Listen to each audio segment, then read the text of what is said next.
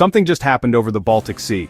It was quiet, it was fast, and it has sent ripples through the halls of NATO headquarters in Brussels. The architects of this disturbance were not from a rival superpower, they were Swedish. Flying their own homegrown fighter jet, the Saab JAS-39 Gripen. For years, the Gripen has been seen as the clever, cost-effective alternative. The little guy in a world of heavyweight jets like the F-35 Lightning II, Eurofighter Typhoon. But recent exercises have revealed a capability that no one saw coming. A capability that, honestly, redefines what a small air force can achieve. The news broke not with a bang, but with a quiet, confident press release from the Swedish Air Force. It detailed the results of a recent large-scale aerial exercise. The scenario was a classic David versus Goliath setup.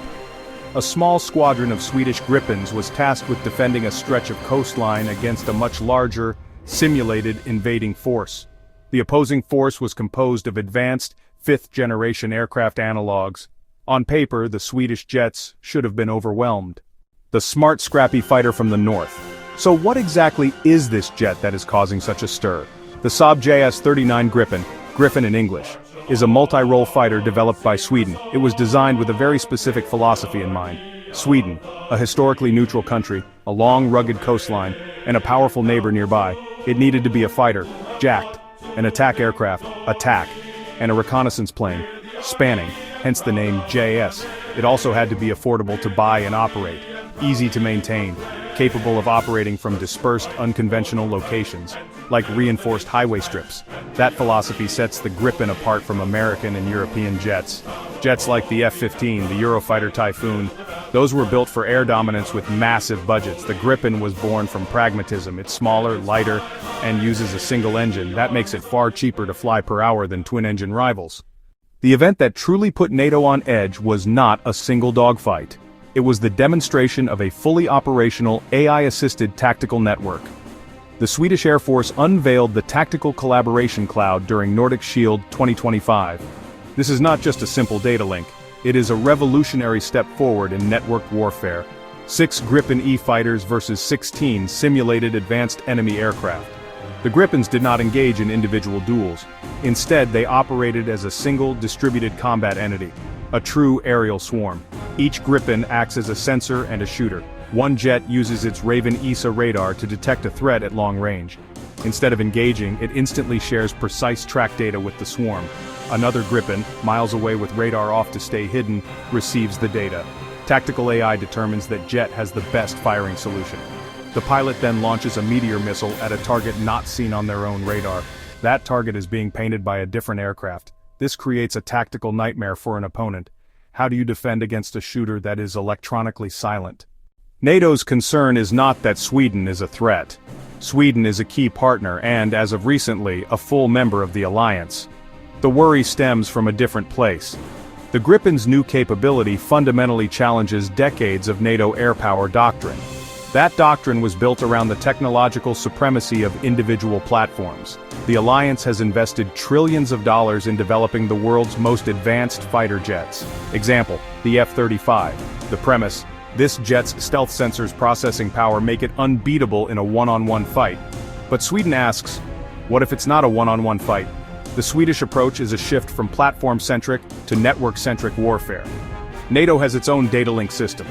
Example, Link 16. But they're not as integrated or fluid as what the Swedes have shown. The Gripen's swarm tactic is a potential counter to 5th-generation stealth fighters. An F-35 relies on low observability to get close unseen.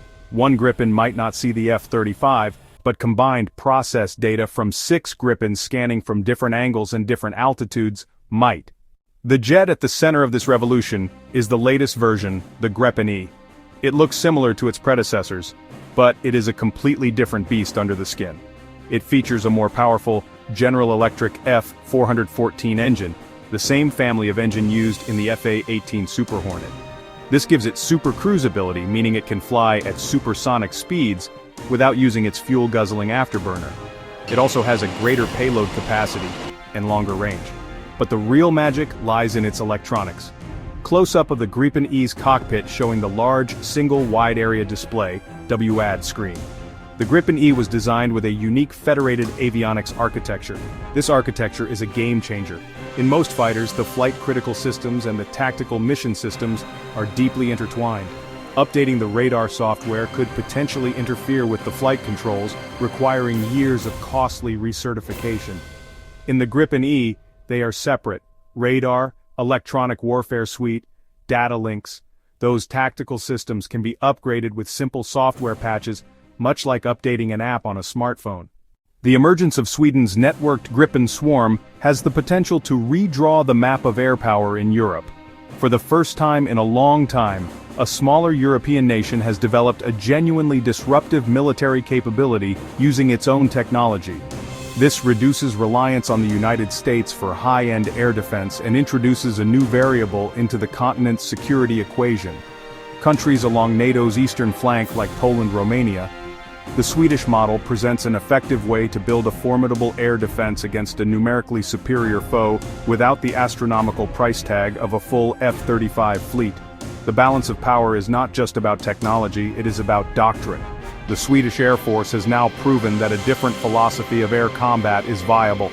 This will force other major air forces, including the US Air Force, the Royal Air Force, and the French Air Force, to reassess their own tactics and investments. Is a fleet of 200 ultra-expensive stealth fighters better than a fleet of 400 highly networked, cheaper fighters? The answer is no longer as clear as it once was. In summary, what we have witnessed is more than just a successful military exercise. It is a defining moment for Sweden, and a pivotal point for the future of air warfare. For Sweden, it is the ultimate validation of a decades-long strategy of self-reliance, innovation, pragmatic design.